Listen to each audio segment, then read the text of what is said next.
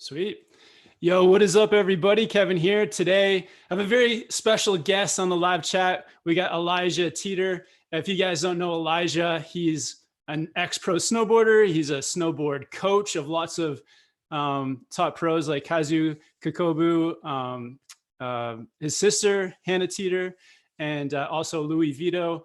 And he's also the camp snowboard director at wy'east Academy, and also the snowboard at High Cascade Snowboard Camp. So really stoked to have Elijah on here. He's one of the best coaches I know of.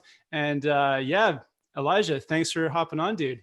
I appreciate it, brother. Stoked to always jump on with a fellow Canadian. You guys are our neighbors, our brothers, and you guys do it right up there. So stoked to be part of this and love what you do. So awesome. Yeah. Well, thanks. Yeah, same for you. Did I see something that you were actually a part of the Canadian Olympic snowboard team at one point? I used to come up there all the time. You guys used to have the telestep at Whistler that I always come up for every year. That was always one of my favorite events. But nice. I did a lot of stuff with the Canadian snowboard team. And one of them was coaching the Canadian snowboard team. You know, I partnered up with a good friend of mine, Ben Boyd, and we did it for a year, and then we kind of passed that on and brought on Mike Slaughter, who's now still currently heading that up. So we did that together and did rad group of people, and just looking at further development for the younger generations. So it's super fun and amazing, man.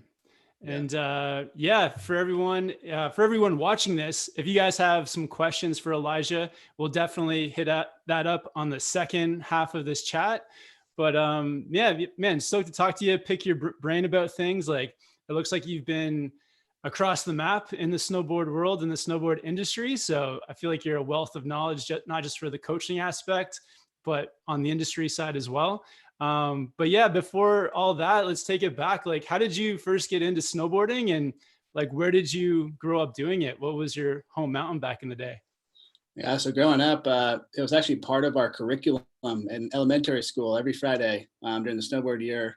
At the first part, it was a ski year, because in first grade it wasn't really a thing, but fourth grade switched over to full-on snowboarding as part of our education. So, teaching it right, getting out into nature, which I think is definitely super relevant for kids. And I think that's why we love it, so we can kind of feel more into that kid atmosphere of our, adult lives per se.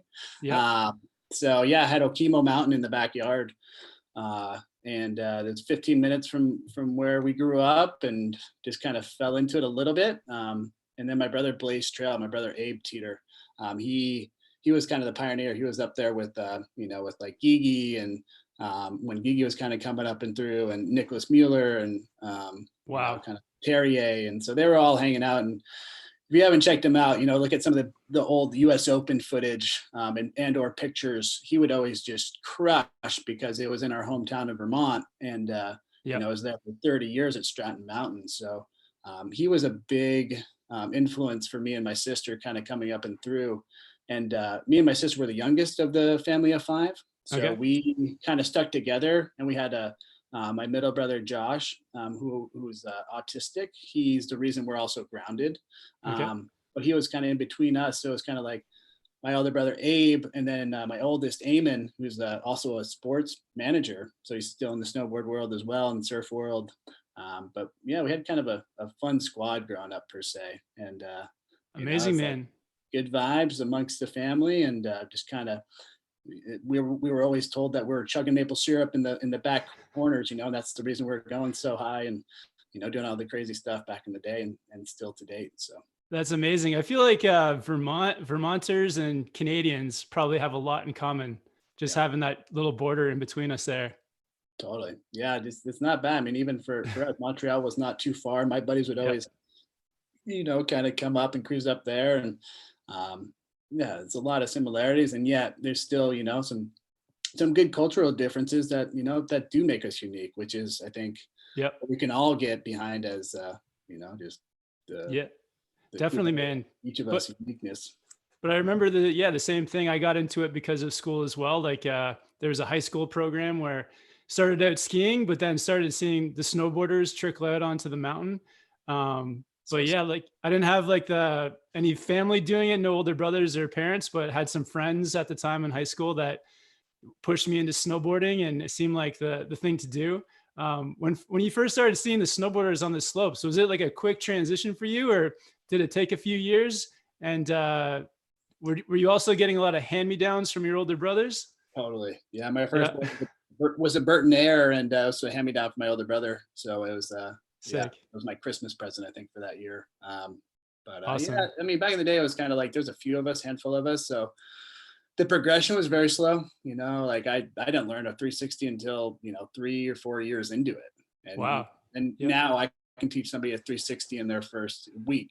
Like Yeah. or first month at least. I had a kid this year who had never snowboarded before, and within 2 months he's going for spins and hitting 40, 50-foot jumps. So it's like it's crazy what the limitations we put on ourselves, and or what our surroundings are. So it's like at that time there was not many snowboarders, and if you were one of the crazier ones, you're maybe bombing the hill. And then my brother, I remember a good direct line from my brother was, "Dude, it's cool you can get down the hill fast, but do you know how to carve?" And he just Yeah. said that. He didn't show me. He just asked me, but sometimes that's all you need to do is ask those powerful questions because it's stuck. I was like, man, I guess I'm not. I guess I need to work on this because I thought I was killing it by going straight down the hill. And Yep. no, you got to learn how to carve. You got to figure out your edge. So that was a really good. It's funny the subtle lessons we learn. Absolutely, man. Yeah, I can remember back in the day, it was like that was the beginning of terrain parks. That was I remember it was snowboarders only for a little while before the skiers got invited into the park. Yep. And I don't even think, yeah, edges or carving. It was just kind of like all starting out. So the lines weren't quite drawn yet. But that's great that you had sort of the older brother as your coach. Would you say like he was your biggest influence in like pushing your riding and improving, or did you also were a part of snowboard teams at the time? And when did your riding really go to the next level when you were younger? Yeah, for sure. Yeah, again, like I was saying, my older brother, it was like those insights. At that point, he was still in high school, so he was kind of just like younger little brother trying to fit in. He's like, cool, here, try this, and then he goes on, rides off with his friends. And Yep. I'd say more came in later. I think at the beginning he just threw out those things, and it stuck for me because I was always like, oh, my older brother, great. He did our commencement speech for our graduation class, so it was just super powerful. And Oh, those sick. little things, hold true and just Uh, hold strong for us. But yeah, I joined up with some local programs, and we had a club team that would travel around, compete against other high schools.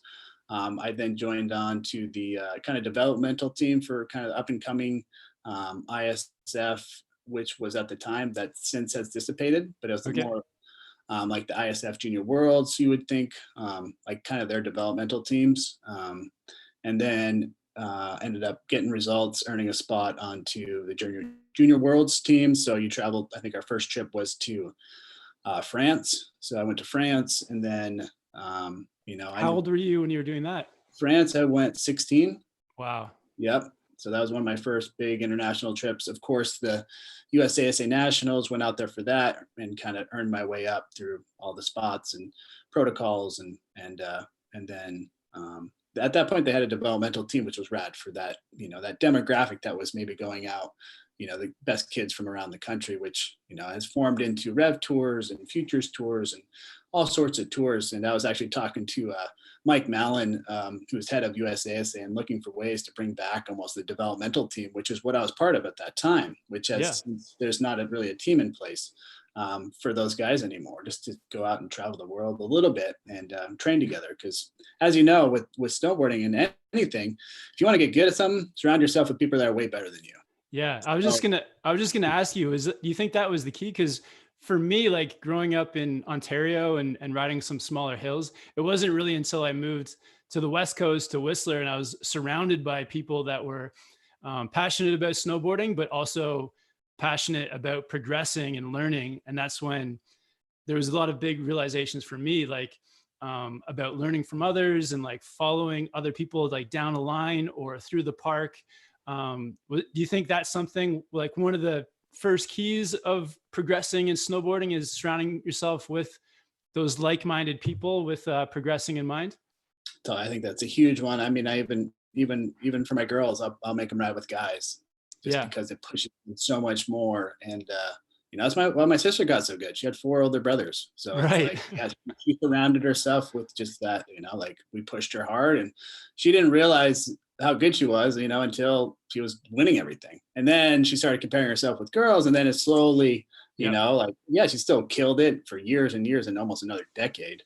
But Yeah. it slowed the progression. Whereas when she was comparing herself against us, yeah, that progression was just incrementally. So yeah, 100%. That's a big part. Amazing. Amazing, man. So in your competitive, how many years did you compete for? And like, what was that experience like? Did you Yeah. travel the world doing it? Was that your full-time job at the time as well? It was for sure, and it kind of just happened year by year. I was like, I could have set some better goals and expectations, but my goal is always, man, this is so great, and if I could get another year out of it, sweet. And that's always what happened. I'd always get another year, and I'd always go and do it well enough, either win a contest or get a top 3 at 2 or 3 contests and hold another spot for the U.S. snowboard team. I joined up with them for about 6 years. And so they would, they'd hook us up with the travel, accommodation, coaches, and it was all paid for in and of itself. So that was a huge benefit.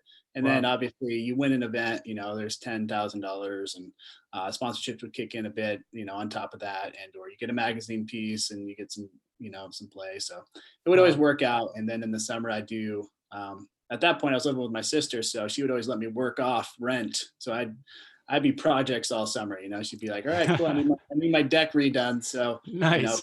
figure that out. And so it was cool learning new crafts. I'm definitely by no means a handyman, and my wife will attest to that. She's Yeah. she's the handy woman around our house. But Nice. it's definitely fun learning new tricks and new skills.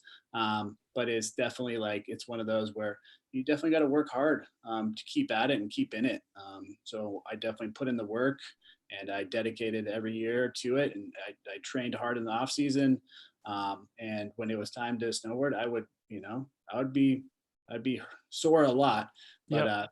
it was definitely worth it because, as you know, being up on your snowboard and being able to Yeah.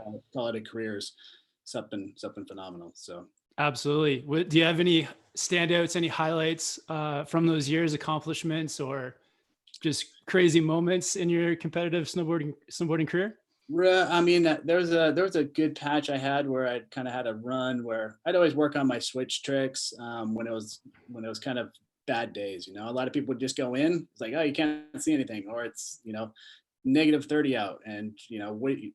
And yeah, you're cold, but it's like you can still work on your switch ollie. You can work on cab 1, switchback 1. There's always little things you can work on that doesn't have to be this huge feat every day. Yep. And just listened to a podcast with some of my academy kids, and it was talking about the little things that we do in life that add up to these big, grandiose, things that are like masterpieces, like the Michelangelo, or all these Shakespeare's, like Yep.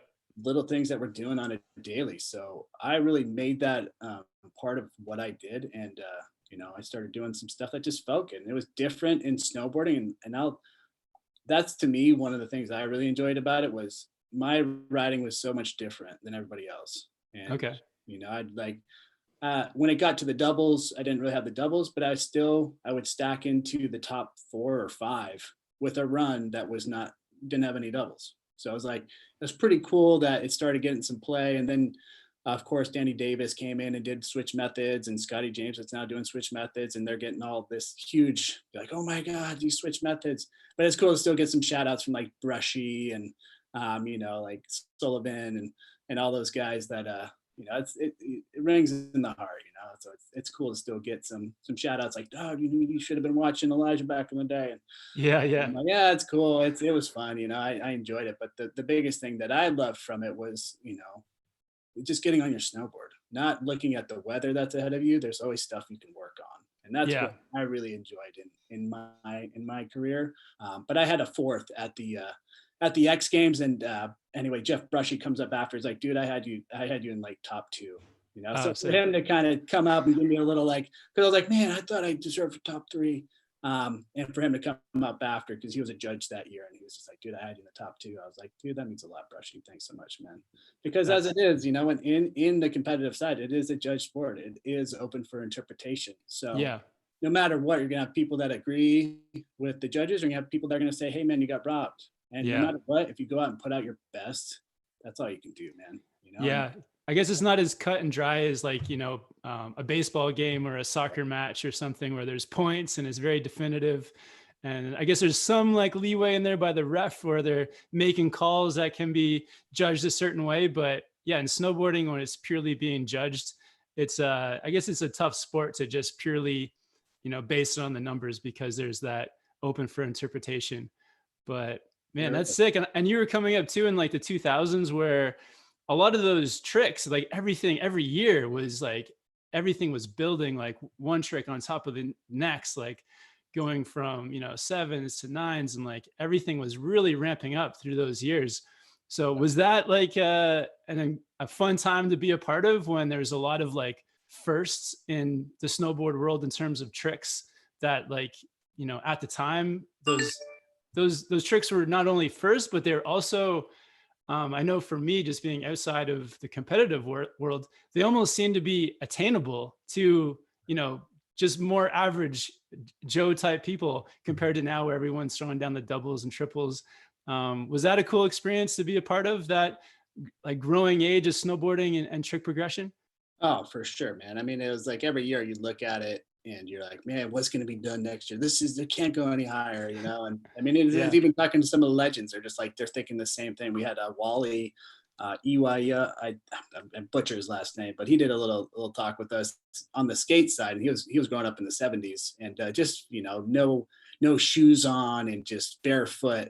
So it was just cool to see some of that and just what he thought was progression. He was like, oh my God. And so I'd say it's kind of similar, but Yeah. kind of especially in the snowboard realm, getting into the doubles and now quads on slope. It's insane. But you look at what they have to use. Before, you'd have to land it on snow. You'd maybe have powder. Nowadays you have airbags and have all these feats that you can go out and do, which are amazing. And hands down, like some superhumans that are out there when you're watching kind of the competitive arena.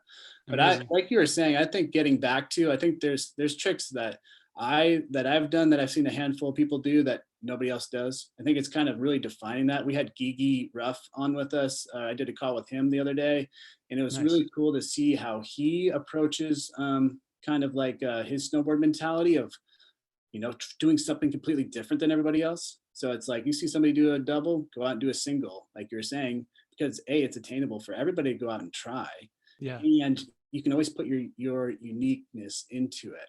And I Yeah. still think there's so many variations that still haven't been tapped into. That guess what? You're inventing a trick, and a lot of Yeah. them are by accident. I've invented a few tricks by accident. My brother still has a trick that I've never seen anybody else do, and it got named and coined the Teter Totter. Sick. So and it's like it's just cool, And I'm always looking at those synergies because he had a really good front rodeo off of like hips, and so yeah, that was kind of like what he was doing in the pipe was like a front rodeo down the pipe, which is just a crazy concept. But yeah, check it out. It's pretty cool. If you look up my brother, you can check out Absolutely. some of that stuff. But I agree with you. I think it's cool to have, but I think you always got to have at least one trick that is relatable. Absolutely. Yeah. And it's, yeah, putting your own style on it, putting your own personality into your riding. And I feel like some of the snowboarders that truly ride with their own, they're putting their own style and their own charisma into it. It really shows, and people catch on to that as well. Um, One rider that stands out, like Scott Stevens, he definitely has his own thing going on, and people appreciate it. And, there's lots of people that aspire to be like that as well. So, yeah, that's definitely cool to see. And when you're talking about as well, like the up and coming kids and throwing all these new tricks and bigger and bigger. And do you think that stuff like all the off snow training is helping? Like I know for me, like getting onto a trampoline or getting onto a training board, um, the last few years has definitely helped me. Do you find that that's like becoming one of the biggest tools for pro snowboarders going forward?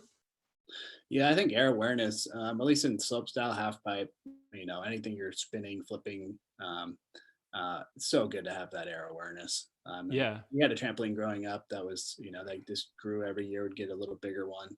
Not to the extent of the super tramps, which are amazing, the airtime you get, and you see what people are doing on those. They're doing triples and quads. And so I had it broken down by one of my coworkers, Mike Hanley, who's just a phenomenal human being. But he's always saying, you know, if you want to go do a 720 on a snowboard, you should probably go learn a 1080 on a trampoline. Yeah. Right. So it's like, no matter what, your scale is so high on the trampoline. So when you come back, there's your scale on a snowboard, you know? So it's like, hey, you want to learn a single on a snowboard, go learn a double on a trampoline. Because when you get to your single, it's going to be so easy, and you're probably going to land it first try. So definitely. I mean, I thought that concept was huge. I just heard it, 2 years ago when I joined up with wy'east Academy in High Cascade. So I definitely hold that to heart, and I'm kind of like, man, I wish I kind of knew that back in the day. That's a good little tip right there. I was always pretty good at tramps. You know, I used it more for style. But if I had some more of those acrobatics, I definitely I probably would have been able to learn a double. And guess what? That would have been maybe an Olympic medal. You know, like at that point, if I was like almost making the team with not even a double for the 2010, which was my last push in the professional snowboard, in my professional snowboard career, I probably would have made the team, because it was between me and about 4 others. It was like JJ Thomas, Zach Black, and I think Greg Bretz ended up getting the spot.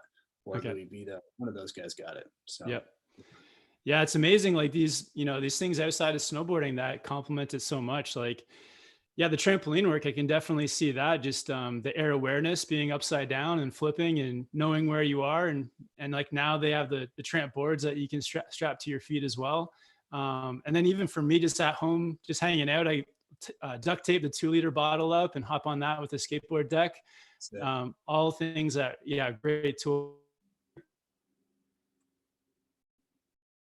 Oh, you still there, Kev? I don't know if that's my internet. Kev. You hear me, Doug?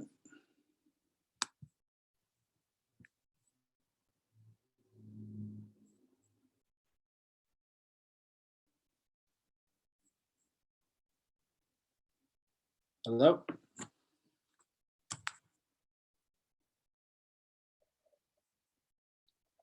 I don't know if you hear me, Kevin, but I don't know, my feed froze up.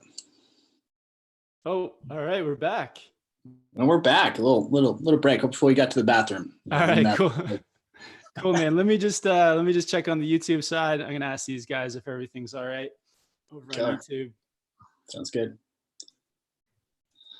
Sounds good, brother. Cool. All right. So I just unable to connect to chat. Please try again later. All right, let's see if we can reestablish this chat connection here. Cool. So we got that.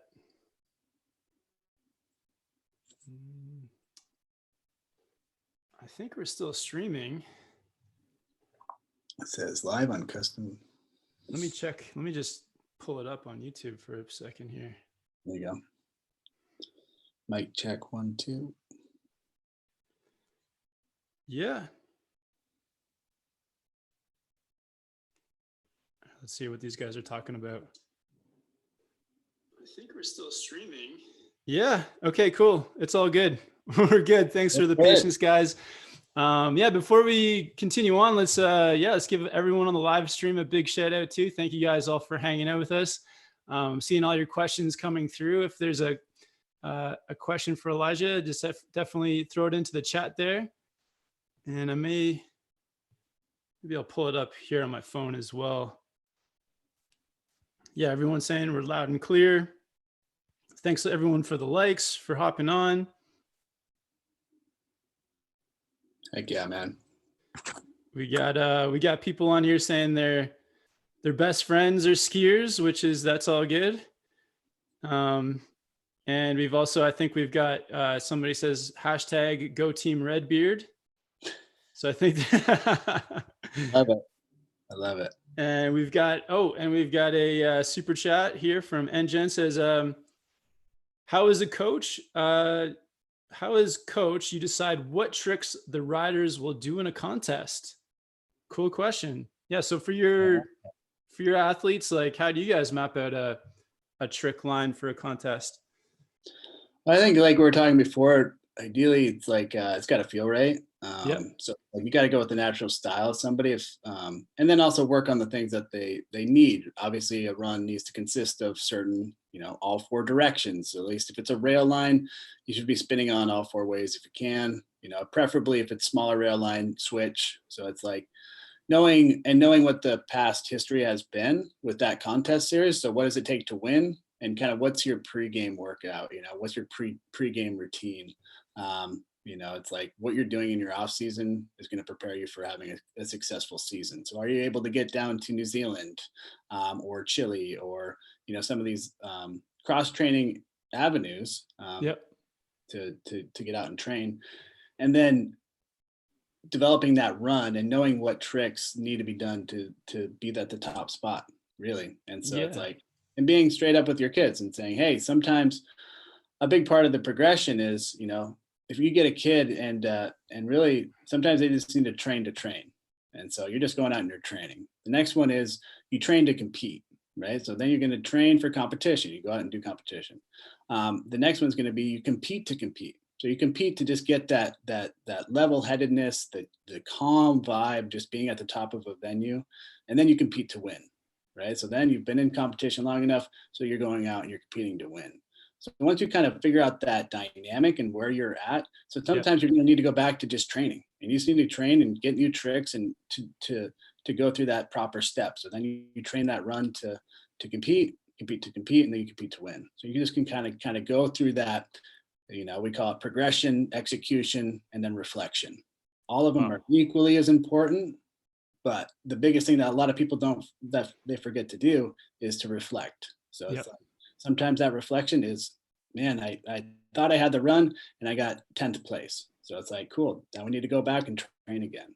So I think as a coach, I'm always looking at, where are they with their ability? Because sometimes their expectations are going to be a little bit higher than what I know they can be. And yet I'm not going to deflate them. I'm not going to be like, hey man, you don't got it. It's like, dude, no, you got to tell them they got it. And you got to keep pumping them up. And then just getting back to it is a judge sport. So you might have different opinions on how you felt compared to what the judges scored them at. Sometimes, a lot of times, you got to make your name. If you don't have a name and you could do a better run than somebody, but if your name's not there, it's probably going to go to that other person that's already established. And you just got to accept that as a coach, and just be, let your kids know it's all good, and just keep, pumping them up with the brilliance that is, of I look at coaching as just like all the things you can teach somebody about life. And so it's like a lot of kids that I'm hopefully working with are coming out and they're just phenomenal human beings that can go out and crush whatever area of life they go out and do. So That's I it. know it's kind of a long-winded explanation, but I think that's a great point, and hopefully that got somewhat. Yeah, no, love it, because there's layers to it. And that's one of the reasons why having a good coach is key too, to help explain all those different layers and all those things. Because sometimes I can imagine as an athlete, like I, competed in other sports as a kid, but when you're in it, sometimes it's hard to see all the different factors. So having somebody to point it out and lift you up too when you need it. But yeah, you take all those lessons out into life and out into the world too. So that's amazing as well. So yeah, having a good coach is a great thing. Having a bad coach, hopefully everyone can avoid one of those and stick to the good ones, because there's lots of positive lessons to take out of that. Right. It makes those good people that much better. Right? A bad relationship, there's something to be said about that. It's going to teach you. Right? Absolutely. In a bad experience, a lot of the failures is like, cool, that's actually teaching you some of the most important things. Definitely. So, absolutely, man. Yeah, but I love it. I love coaching. So that's first and foremost. You just love what you do, and everything will be easier because you're going to go out and study. You're going to go out and want to be better for your kids.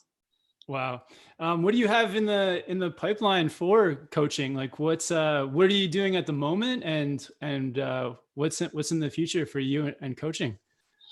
Right now, just working on building a program kind of in my image. It's like Kevin over at High Cascade and our, Windell's, We Are Camp, wy'east, all there's Seek skateboarding, the campus, it's phenomenal. Yeah.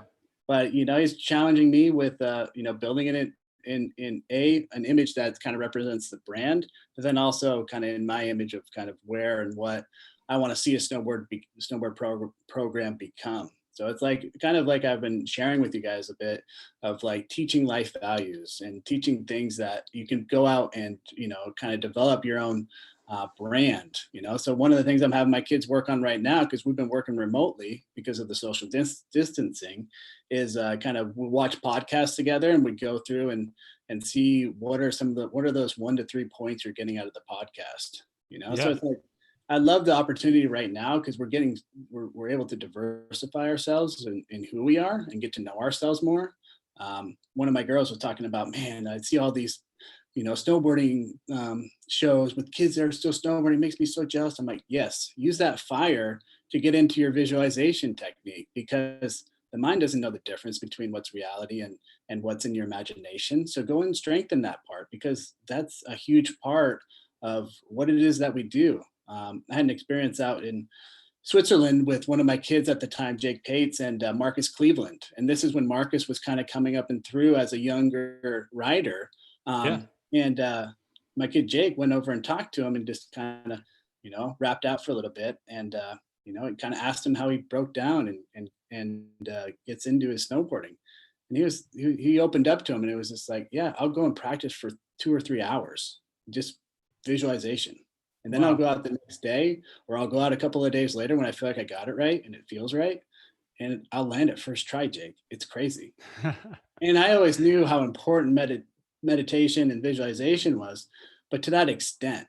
So then further down the line, my kid Jake, he has that same technique, practices, goes out on the Olympic year, so this last Olympic cycle, and he won the Dew Tour with that same mind state. He's like, dude, I went on autopilot. He's like, it was a run I've been visualizing for years, Elijah. And all of a sudden I just went out and autopiloted it. And at the bottom, I had even gone through cheering, and it was all just, I'd already seen it and I did it and I won, dude. It was amazing. So it's like, I think to me, that's one of the most powerful things we're able to tune into right now. So that's what I've been really trying to celebrate with my kids. And that's what I'm trying to grow this snowboarding program around, is just really tapping into that higher level of consciousness we all have, and making it attainable for all, not putting it off to like, nope, these are only for the Olympians. Yep. Because I've been there, dude. I've done it. I did it with my sister. I did it with, Jake went out, U.S. team, and then Olympic member and top 5 at the Olympics, and Yumu second place at Olympics. It's like, man, I've done this process, and it's an amazing process, but there's something in it for everybody, that everybody can learn this same practice and apply it to their daily lives.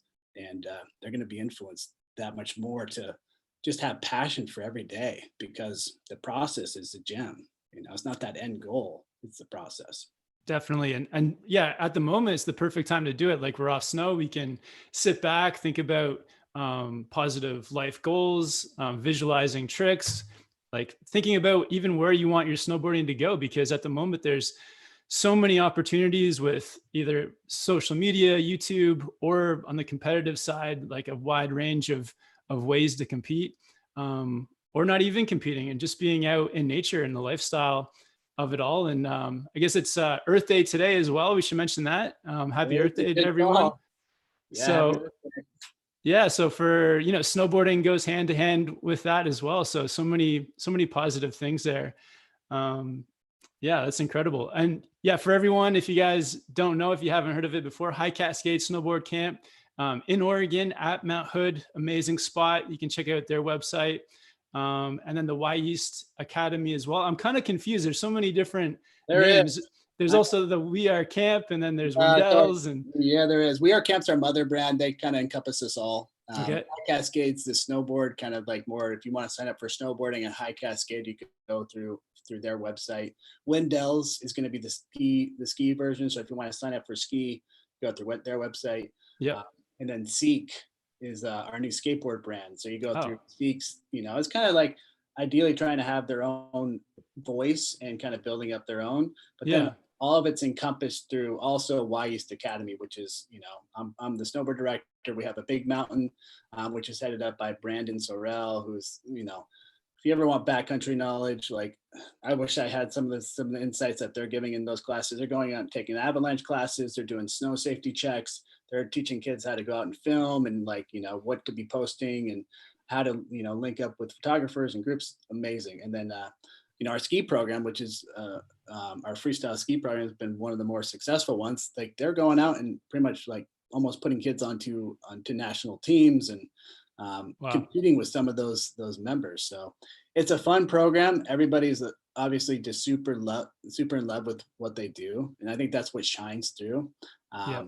But yeah, it's definitely a lot of names, but hopefully that's a little bit more clarity. Yeah, and around it. If anyone gets the opportunity, yeah, definitely check it out. I'll put a link to some of those websites, and then there's a link. Can people find it through your website as well? That's linked in the description as well. Yeah, it should be. Yeah. If I don't, you can always DM me. But yeah, you can go to the wy'east Academy, and we actually just also launched kind of a mobile platform where if you're wanting to get some time in with me, hit me up.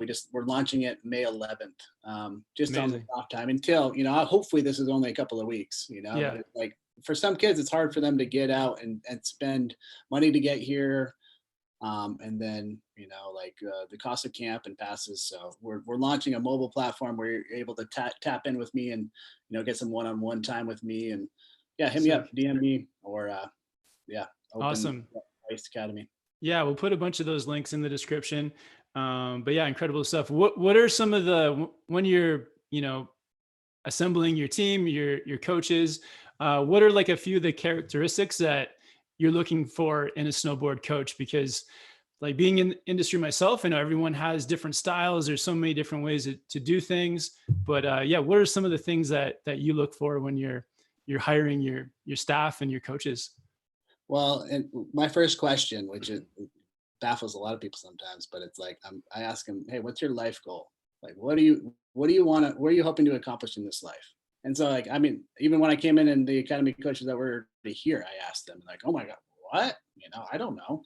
Yeah. Like, cool, man. Like, start thinking about it, because so often life will pass us by. Whereas if you start setting these goals, once you set these goals where you want to be in 5 years, you can start reverse engineering it. So you can start looking at that and phasing it backwards. So it's like if I have a coach coming out here and they're like, "Hey, I like to snowboard, I work hard and it's really enjoyable and I love the kids." And it's like, yeah, first and foremost, like I'm like, all right, come back to me then. Like, think about it then. Cause it's a tough question you might need to think about, but it's almost like, what's that general? Are they thinking about it? Are they thinking about where they want to be? But then the next question I ask is, where do you want the company to be? Like, where do you want High Cascade to be in 5 years?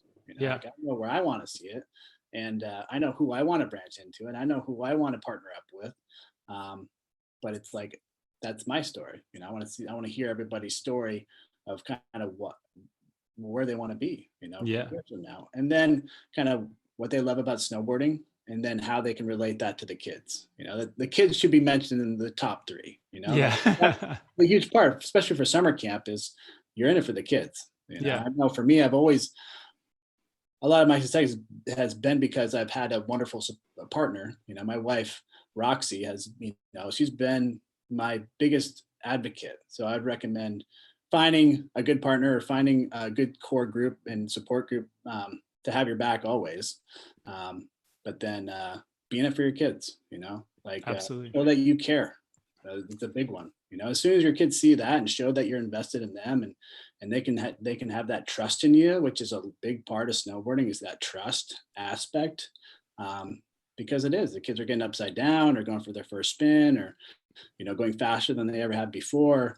And if they don't trust in you, like that's a big loss. So I'm always I'm trying to shape my conversations around that. Yeah. Are they showing some of these core signs that that they're going to believe in their kids, and more than anybody, I tell my kids on a daily, you're a genius, you're brilliant.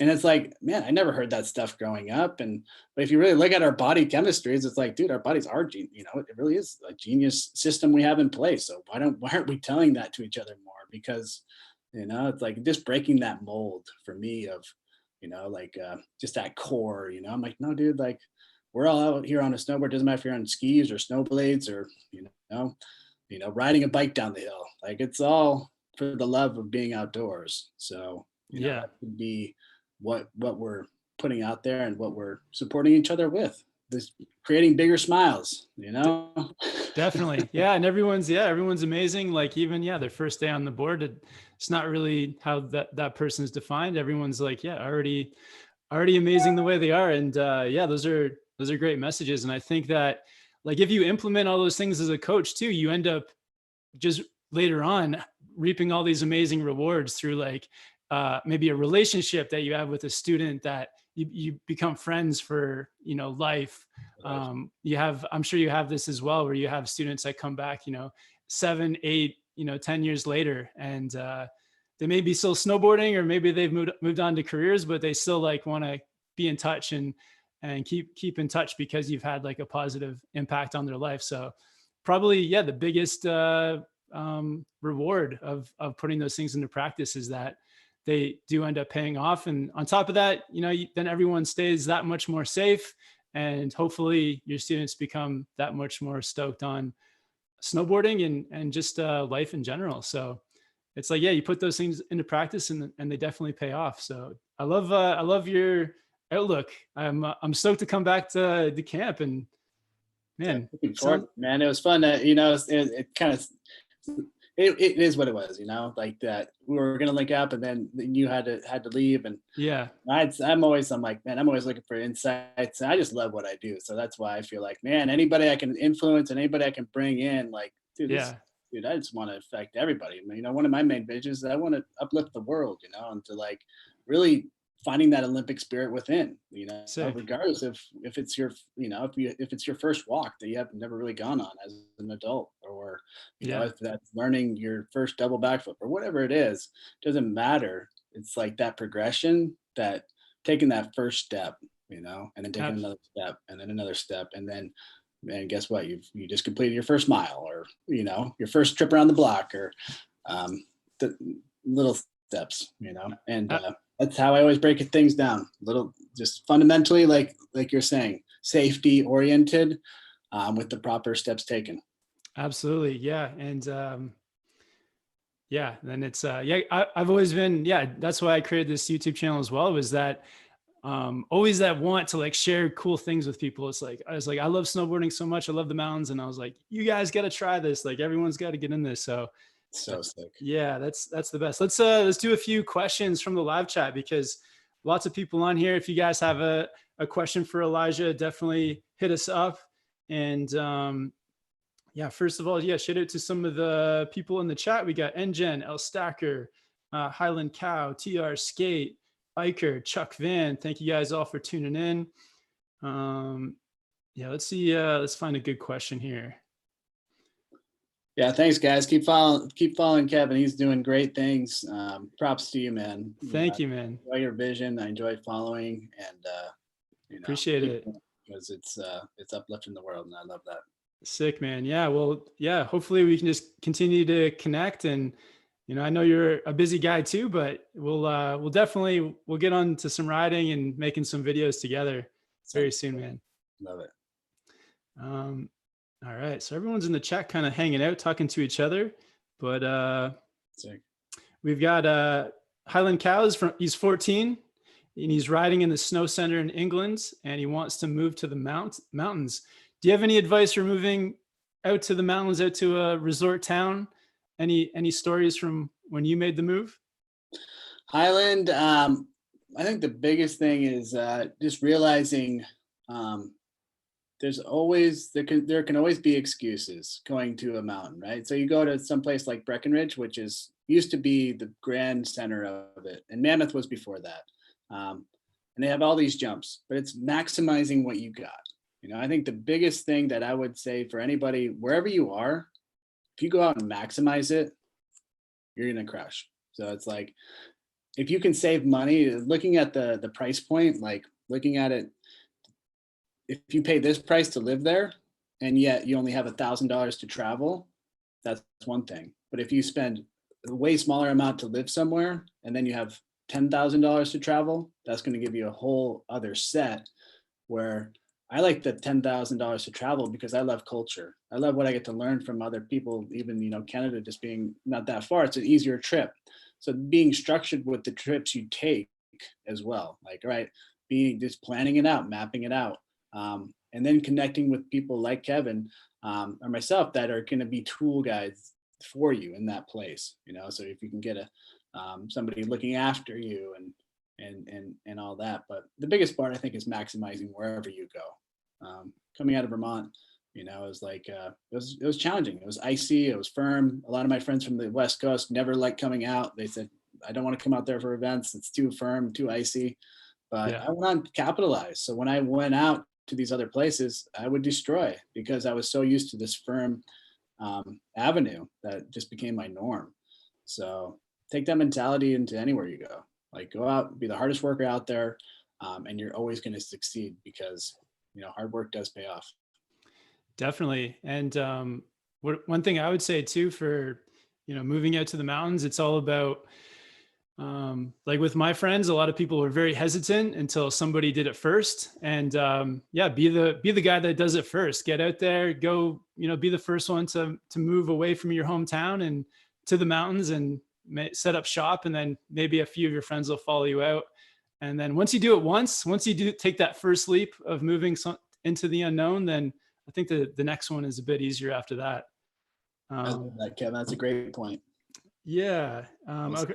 We got another question from Shadow Hunter. Says I started recently, but what tricks would be best to learn first? I've got regular riding down already. Do you have a first trick or two, or maybe even first trick skill to learn? Well, one of the first questions I'm asking with some of these kids coming into our online program is what run can you kind of straight line and then carve to stop? And then to what run, so green to double black, can you do it switch? So I think you really need to make sure you're upping your switch game as well as your regular game, because guess what? A 180 or a 360 is only two 180s. And a 180, you got to land switch. So if you're trying to do a 180 and you haven't got your switch riding down, you need to practice your switch riding. So I think, and even understanding your ollie, making sure your ollie's right, popping your knees up, not thinking so much like a snowboard, like a skateboard, but just more of the knee popping up with you. I think my biggest is, practice your switch riding, practice your ollies, make sure your knees are coming up, and then getting into how you're spinning it. What you're doing. What about you, Kevin? What do you think? I like what you're saying with like, what run would you carve down, like a green, blue, black, because all that, when you get into doing tricks, or all of a sudden you're dealing with a lot more speed than you were maybe ready for.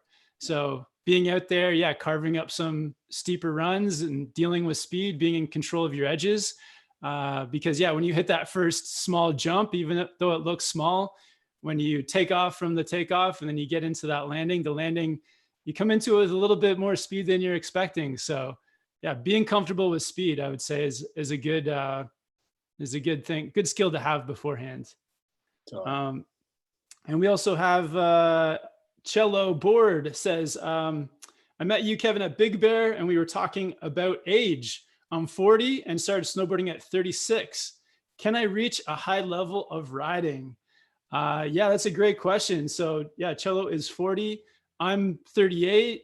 Elijah, how old are you, man? 36. 36. So we're all in that same category, same around there. But what do you think, Elijah, at 40? What do you think? What do you think the potential is there?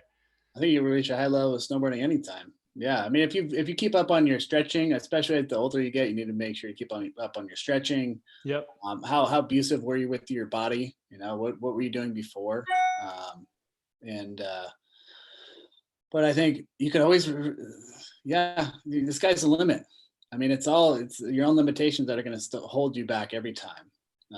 And then, being taught right. I think that's another big one, is sometimes you might learn the foundations wrong. And if you're learning the foundations right, like I was saying, I had a kid first month or two hitting 40, 50-foot jumps and like comfortable. I knew he could hit them, and I knew he could clear them, and I knew he'd be perfect because that's how we broke it down. So I think getting in with somebody technical like myself, like I geek out on that. Like the technical side, I love it. Where I'm like, dude, this is gonna look like over here on a slope style course, and you're gonna apply it to here on your regular riding down the mountain, and then it's gonna adjust over here into your pipe riding, and it's all the same concept, but it's just looked at from all three perspectives. Yeah. That's what I love. So like finding somebody who's technical that can break it down to you. But yeah, sky's the limit. I mean, you can do anything you want. Definitely. And you may have an advantage too, because sometimes when you're a bit older, as long as like, yeah, like in your 20s and early 30s, as long as you didn't bang yourself up too much, you could have like, yeah, good joints, good bones, good, like, good muscles in that. So if you've played it pretty mellow the first half of your life, then you could be, yeah, you could be ready for snowboarding. Yeah. Build that foundation. And I have a friend in town, Shu. He has a snowboard channel as well, Snowboard Dojo Wiz, but he just turned 50, and on his 50th birthday, he did a backflip, just standing off the ground. So that's awesome. Yeah, and he's one of the most, the most solid riders on the mountain still, with his spins, with his grabs, with all of his rail tricks.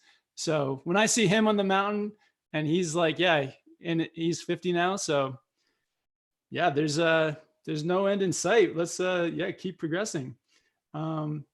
Sick. So we've been on here for almost an hour. Let's do one more question or comment. Shout out to Stefan Mendoza, who did a $5 super chat. Thanks, man, for the support. And Elijah Shield wants to know, I can do 360s easier than 180s. How can I get used to riding switch? Elijah, man, do you remember your first days of riding switch? Do you have any advice for somebody getting into that? Yeah, I mean, you can practice some jump turns. I think you get on a mellower pitch, and you know what I mean by jump turns, right? So it's like if you look at a steeper pitch, and it's like ideally you're jumping down it, right? Turning on your way down. You get used to that switch. So it's like, how are you winding up with that front shoulder and driving it, through each of the turns? And again, you're practicing on a mellower terrain, so maybe like a green. It's easier, ideally, on a blue. Or the steeper it is, the easier it is. But that's what it is. Train beyond what you want to be doing. So it's like thinking back to that trampoline reference. If you're training beyond what you're going to be doing, you're going to get into your switch riding. It's going to be easy. So I'd say go to the fullest extent of that pushing of the needle, and that master that hard concept of the switch jump turns. Is that a good explanation? It's easy. I mean, obviously easier for the show, but yeah, you get that jump turn, and you can go into some of the big AK footage for somebody, watch them jump, turn down and shoot, getting that comfort level. They got into a gnarly situation. They need to get down just a little bit, those jump turns, and apply that to a flatter terrain and do it switch, and really concentrate on that front shoulder, get a tiny bit of wind up and a little snap, little wind up, little snap. You master that, your switch riding will be a lot easier. And the biggest thing with the switch riding is being loose. I think when we all start riding switch, we all tense up, and that's the hardest part of it. So if you ride loose and you get low, range of motion, that's an easy one. Range of motion, right? Definitely, yeah. Yeah. So making sure you're low. I can show you real quick. Let me see. See what we got here. So if I'm switch, right, my range of motion, right, ideally I'm kind of more leaning back. If I'm riding switch, I'm a little more scared. Maybe I'm a little hesitant. That front leg bends out typically. Yep. Range of motion teaches me to get over that front leg, and I'm riding here. This is all I'm going in. So I'm just practicing this at home. I'm playing with that front shoulder, being down low, keeping it open. And what I mean by those jump turns, right, popping it over, right? So that's all my switch riding. And it's something you can do at home right now. We're on social distancing, so you can practice that range of motion with your switch riding. You practice those jump turns at home, and all those things. The biggest thing with switch is stay loose, keep your legs bent, and practice at home. Oh, I don't know if you guys cut out. I worked up a sweat and the computer felt it, I guess.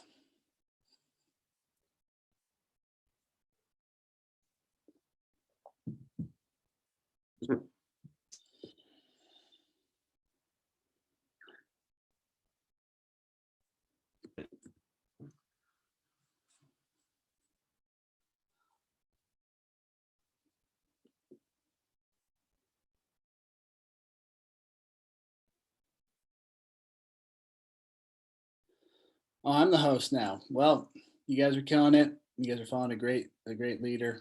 Um, but hopefully Kevin can link in. I wish I could see some of your guys' questions. I can't see them. I can't pull them up myself. He's popping back in. Oh, great. Okay, There he sweet. is. You can hear me, man? Okay, I can see you. You're back. Yeah, it just wanted me to be the host for a minute. So okay, perfect. Yeah, sweet. So yeah, we got some homework. We got the jump turns. Let's think about our life goals. Yeah. And yeah, if you guys haven't yet, I've got links to all of Elijah's stuff, his website, Instagram, YouTube in the description. So check him out there. Anything else you want to plug before we head off, man? No, just keep doing what you guys love. I mean, following some of the greats, you guys have an awesome opportunity right now to really tune in to that, those leaders that you really enjoy. So, show their support, stay engaged. We're going to get through this. And ideally it's like an injury. I always used an injury as a way to come out stronger. I think right now we all as a society have an opportunity to either come out of this stronger or weaker. So it's always that perspective piece of how you view yourself, how you view your community, and what's your passion in life. So let's come out of this stronger and get even more connected. I'm super stoked on the opportunity that it's created for us to link up again, Kevin. So let's just look for those opportunities to keep growing. So I'm stoked. Let's grow this thing up and influence the world. Definitely, man. Thank you. Yeah. Thanks everyone for being on the live chat. Yeah, Elijah, thank you so much, man, for hopping on with me. And yeah, I'll see you hopefully in a couple months down in Oregon. And if anyone wants to look into that too, I'll put some links to how you can link up with us down at High Cascade and that whole scene. So yeah, link up with us. I'd be stoked to link up with you too, Kev. Maybe get our crews riding together. So yeah, definitely in there. So I'd be stoked, man. Awesome. Well, yeah, thanks so much, Elijah. Yeah, have a great Earth Day. And yeah, let's maybe we'll hop on here again at some point. Dude, anytime. I'll always make time. It's like, yeah, I love it. Awesome. Thanks, brother. Well, yeah, have a good one. And yeah, shout out to everyone again for being on the live stream. Yeah, shout out everybody. Peace. Yeah. Later, guys. Later.